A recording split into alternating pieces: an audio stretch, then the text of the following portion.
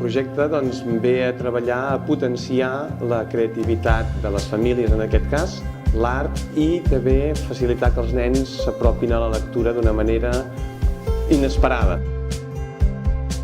És una iniciativa molt encertada i molt interessant per la biblioteca perquè fomenta molt la creativitat i a més permet que les famílies